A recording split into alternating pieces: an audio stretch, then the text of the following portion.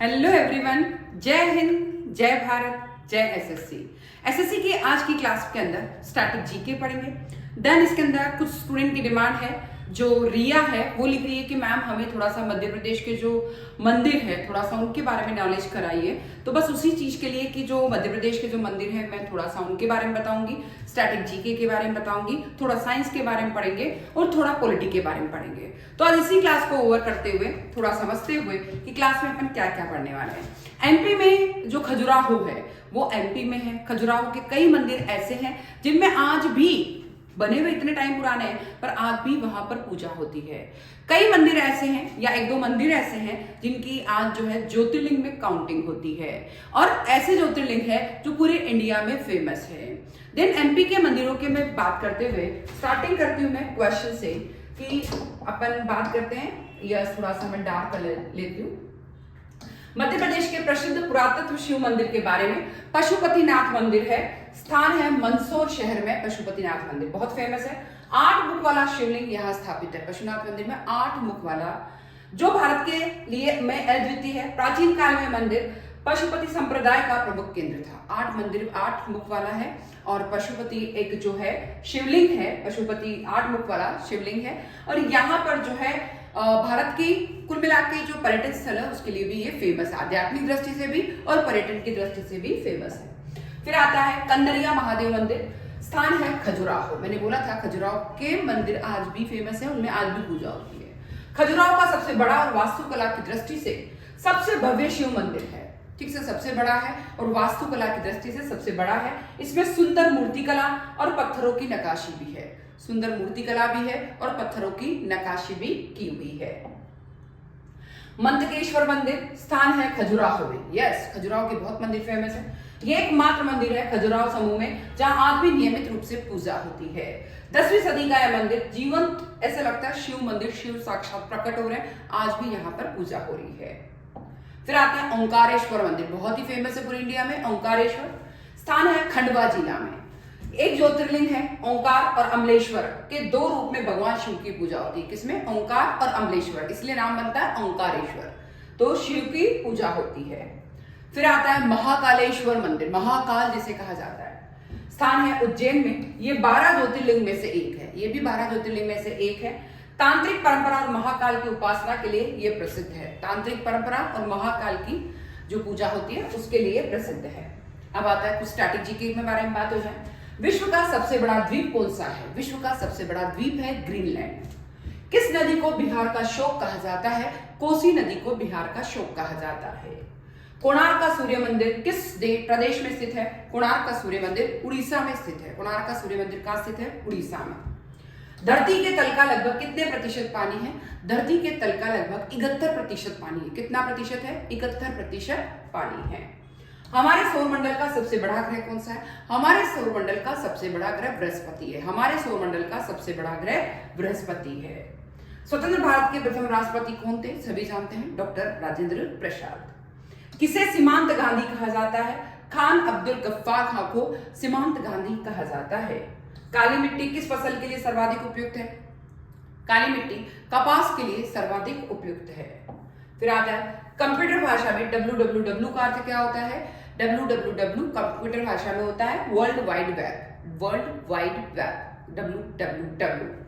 वायुमंडल में सबसे अधिक गैस किस गैस का प्रतिशत है? नाइट्रोजन गैस का सबसे अधिक प्रतिशत है वायुमंडल में। कॉमनवेल्थ पत्रिका का प्रकाशन किसने किया? एनी बेसेंट ने कॉमनवेल्थ पत्रिका का प्रकाशन किया। किस भारतीय को अर्थशास्त्र में नोबेल पुरस्कार मिला है? अमर्त्य सेन को, जो भारतीय हैं उनको जो है अर्थशास्त्र में नोबेल पुरस्कार मिला है, अमर्त्य सेन। भारत में सबसे पुरानी पर्वत श्रृंखला कौन सी है? अरावली पर्वतमाला, जो कि राजस्थान से भी होकर गुजरती है, राजस्थान में भी हिस्सा है, वो सबसे पुरानी है। भारत की सबसे लंबी स्थलीय सीमा किस देश से लगती है? बांग्लादेश से। भारत की सबसे लंबी सीमा, स्थलीय सीमा लगती है बांग्लादेश से। ध्यान रखें, बांग्लादेश ऐसा देश है जहां से अपनी स्थलीय सीमा सबसे ज्यादा लगती है। कोहिनूर हीरा व मयूर सिंहासन लूटकर अपने साथ कौन लेके गया था? नादिर शाह। कोहिनूर हीरा नादिर शाह अपने साथ लूट के ले गया था। एक तो कोहिनूर हीरा और एक सिंहासन, मयूर सिंहासन। मुस्लिम लीग ने भारत विभाजन की मांग सबसे पहले कब की थी? मुस्लिम लीग ने भारत विभाजन की मांग सबसे पहले 1940 ईस्वी में करी थी। कब करी थी? 1940 ईस्वी में। आईएनसी 1929 के अधिवेशन की अध्यक्षता किसने करी? आईएनसी 1929 के अधिवेशन की अध्यक्षता जवाहरलाल नेहरू ने करी थी। किसने करी थी? जवाहरलाल नेहरू ने। प्रारूप समिति के अध्यक्ष कौन थे? प्रारूप समिति के अध्यक्ष, जो संविधान जब बनाया गया था तब प्रारूप समिति के अध्यक्ष थे डॉक्टर भीमराव अंबेडकर। राष्ट्रपति अपने त्याग पत्र किसे सौंपता है? राष्ट्रपति अपने त्याग पत्र उपराष्ट्रपति को सौंपता है। भारतीय संसद का उच्च सदन कौन सा होता है? भारतीय संसद का उच्च सदन राज्यसभा होता है। संविधान सभा के स्थायी अध्यक्ष कौन थे? संविधान सभा के स्थायी अध्यक्ष डॉक्टर राजेंद्र प्रसाद थे। कौन थे? डॉक्टर राजेंद्र प्रसाद। भारत के प्रथम आम चुनाव किस वर्ष किए गए थे? भारत के प्रथम आम चुनाव 1951-52 में किए गए थे। कब किए गए थे? प्रथम आम चुनाव 1951-52।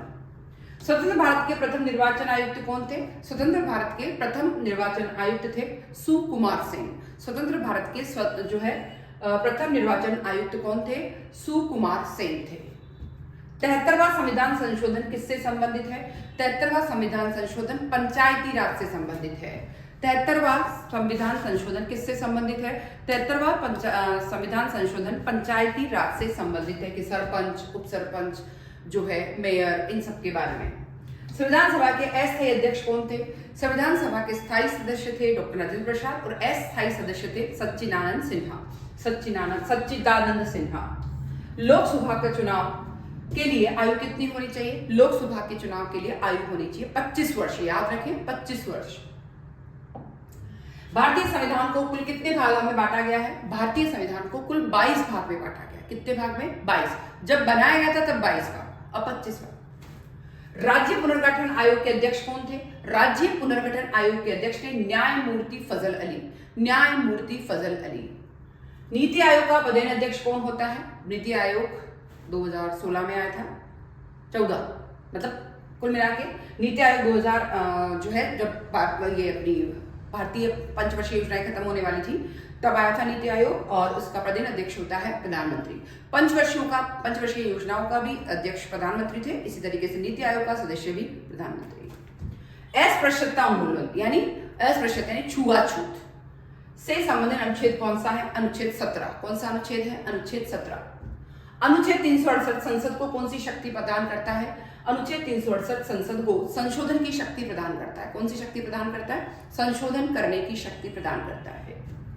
भारतीय संविधान किस दिन से पूर्णतः लागू हुआ? भारतीय संविधान बन तो पहले गया था बट 26 जनवरी 1950 से लागू हुआ था, इसीलिए हम लोग 26 जनवरी को गणतंत्र दिवस के रूप में मनाते हैं। बट संविधान दिवस हम 26 नवंबर को मनाते हैं।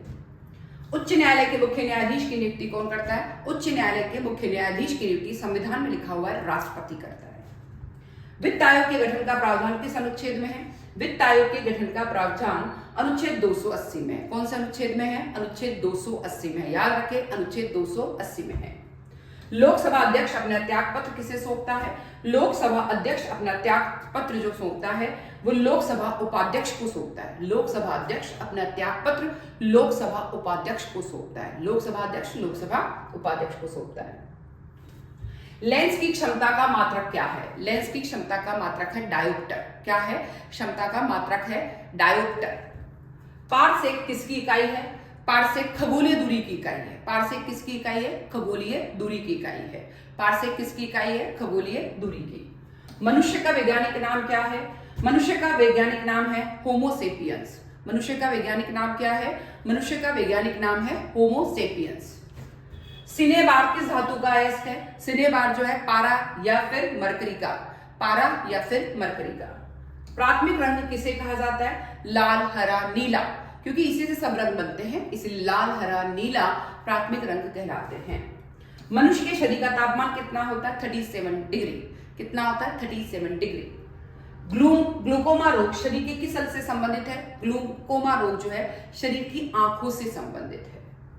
वायुयान के टायर में कौन सी गैस भरी जाती है? वायुयान के टायर में हीलियम गैस भरी जाती है। कौन सी गैस? हीलियम गैस भरी जाती है। पेलाग्रा रोग किस विटामिन की कमी से होता है? पेलाग्रा रोग विटामिन B3 की कमी से होता है। पेलाग्रा रोग विटामिन B3 की कमी से होता है। मछलियों के यकृत तेल में किसकी प्रचुरता होती है? मछलियों के यकृत में किसकी प्रचुरता होती है? जो यकृत में जो तेल होता है उसमें सबसे ज्यादा क्या होता है? Vitamin D. इसीलिए कहा जाता है कि जब भी कभी अपने को लगता है कि विटामिन डी की कमी हो रही है तो हमें फिश खाना चाहिए, क्योंकि मछलियों का जो यकृत होता है जिसमें फिश मतलब तेल होता है उसमें विटामिन डी होता है। पानी का घनत्व अधिकतम किस तापमान पर होता है? 4 डिग्री से 4 डिग्री। हाइड्रोजन बम किस सिद्धांत पर आधारित है? हाइड्रोजन बम नाभिकीय सिद्धांत पर आधारित है। हाइड्रोजन बम नाभिकीय सिद्धांत पर आधारित है। कंप्यूटर की आईसी चिप्स किस पदार्थ की बनी होती है? कंप्यूटर की आईसी चिप्स सिलिकॉन की बनी होती है। कंप्यूटर की आईसी चिप किसकी बनी होती है? सिलिकॉन की। टाका धातु या सोल्डर में किस धातु का मिश्रण होता है? टाका धातु या फिर किसमें? सोल्डर में किस धातु का मिश्रण होता है? टिन व सीसा का। किसका होता है? टिन और सीसा का। वाहनों की हेडलाइट में किस दर्पण का उपयोग किया जाता है? वाहनों की हेडलाइट में अवतल का प्रयोग किया जाता है। किसका प्रयोग किया जाता है? अवतल का। आकाश में तारे टिमटिमाते क्यों दिखते हैं? आकाश में तारे टिमटिमाते क्यों दिखते हैं? प्रकाश के अपवर्तन के कारण। टिमटिमाते क्यों दिखते हैं? प्रकाश के अपवर्तन के कारण टिमटिमाते दिखते हैं। भूस्थिर उपग्रह की पृथ्वी से ऊंचाई कितनी होती है? भूस्थिर उपग्रह की पृथ्वी से ऊंचाई कितनी होती है? भूस्थिर उपग्रह की पृथ्वी से ऊंचाई 36,000 किलोमीटर। अब बात करते हैं कुछ हिस्ट्री के बारे में, जो सविनय अवज्ञा आंदोलन, दांडी मार्च यात्रा, नमक आंदोलन। कुछ बात करते हैं गांधी जी के टाइम की बातें कि नमक पे भी कर लगाने की कोशिश की गई।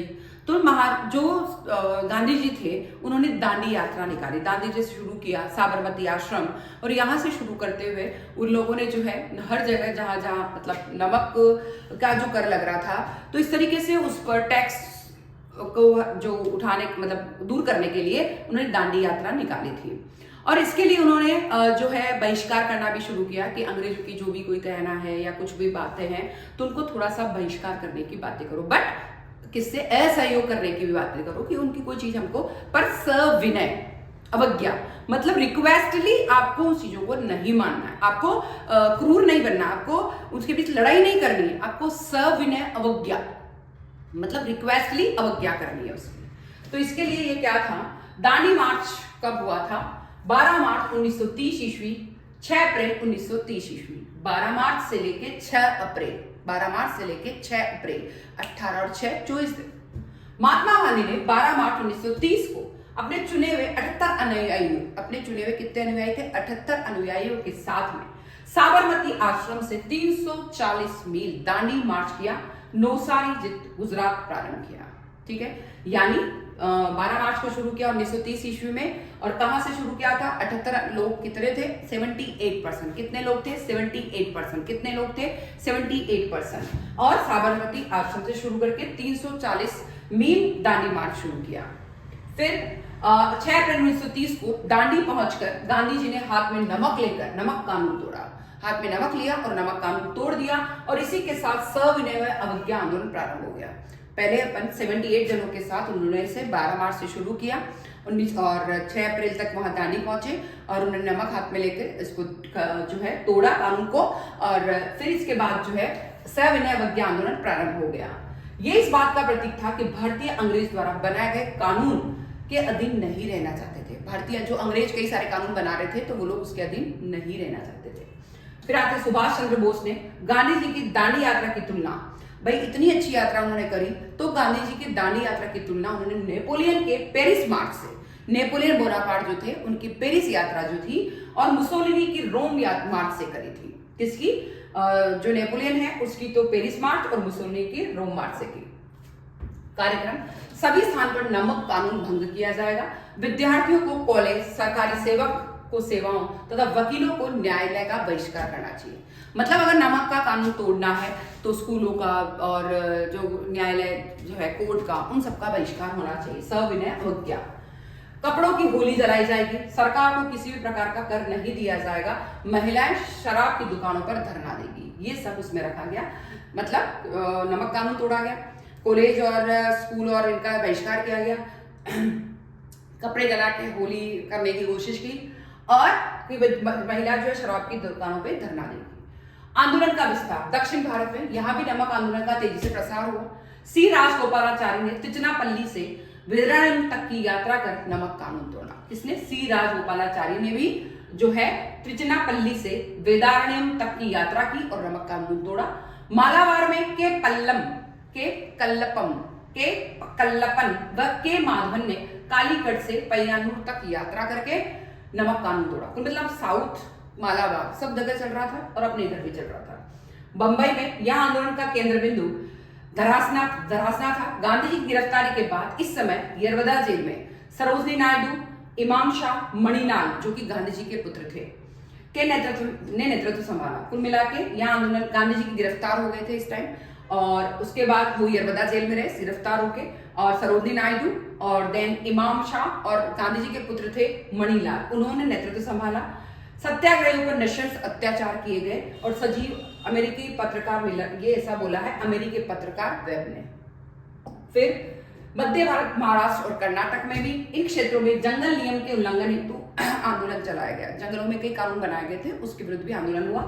लाल कुर्ती आंदोलन उत्तर पश्चिम सीमा प्रांत में सीमांत गांधी और बादशाह खान के नाम से प्रसिद्ध खान अब्दुल गफ्फार खान ने अपनी खुदाई खिदमतगार संगठन के स्वयं सेवक के साथ आंदोलन में भाग लिया और स्वयं सेवक लाल कुर्ती पहने होते थे। यह विशुद्ध अहिंसक आंदोलन था और पख्तून नामक पत्रिका पश्तो भाषा से निकाली थी। फिर आता पेशावर में। पेशावर की महत्वपूर्ण घटना यह थी कि गढ़वाली सिपाहियों ने अहिंसक प्रदर्शनकारियों पर गोली चलाने से इनकार कर दिया। वहां के जो सिपाही थे उन्होंने जो भी हिंसा नहीं कर रहे हैं उन प्रदर्शनकारियों पे मना कर दिया कि हम इन पे गोली नहीं चलाएंगे पेशावर में। फिर नेताजी, इसके साथ नेता चंद्र सिंह, इसके नेता कौन थे? चंद्र सिंह गढ़वाली थे, जिसके कारण उनका कोर्ट मार्शल कर दिया गया। फिर आता है पूर्वोत्तर क्षेत्र के मणिपुर में भी सविनय अवज्ञा आंदोलन ने जोर पकड़ा और इस आंदोलन को जियाल रंग आंदोलन के नाम से भी जाना जाता है, जियाल रंग, है ना। और यहाँ नागा विद्रोह का नेतृत्व कर रही रानी गेडिनल्यू, हर जगह हुआ था ये। अपन सोचते महात्मा गांधी ने किया साउथ में, पेशावर में, देन उत्तर दक्षिण में, पूर्वोत्तर क्षेत्र में रानी गेडिनल्यू को आजीवन कारावास की सजा दी गई थी। रानी गेडिनल्यू को नेहरू ने इन्हें रानी की उपाधि दी। इनके बारे में नेहरू ने लिखा, एक दिन आएगा जब भारत इन्हें स्नेहपूर्वक स्मरण करेगा। फिर आते हैं आंदोलन का सामाजिक आधार था। सविनय अवज्ञा आंदोलन में व्यावसायिक वर्ग में महत्वपूर्ण भूमिका निभाई थी बिजनेसमैन ने। आंदोलन में स्त्रियों की भागीदारी भी थी। स्त्रियों ने धरने दिए, जुलूस निकाले, बहिष्कार किया और सामाजिक आधार को व्यापक बनाया। स्त्रियों की भी महत्वपूर्ण भूमिका रही इसमें। पूर्वी भारत में चौकीदारी कर और गुजरात में भू राजस्व कर, चौकीदारी कर भी रखा, भू राजस्व कर भी रखा। तो ये किसानों ने मना कर दिया। आंदोलन को लोकप्रिय बनाने के लिए बच्चों की वानर सेना तथा बच्चियों की मंजरी सेना भी बनाई गई। आंदोलन का पतन कब हुआ? आंदोलन के बढ़ते प्रभाव को दृष्टिगत रखते हुए वायसराय इरविन ने कठोर कदम उठाया और अपनाया। गांधी जी, जवाहरलाल नेहरू सहित अन्य महत्वपूर्ण नेताओं को जेल में बंद कर दिया गया। इतने नेताओं को बंद कर दिया गया तो अपना भी ये आंदोलन बंद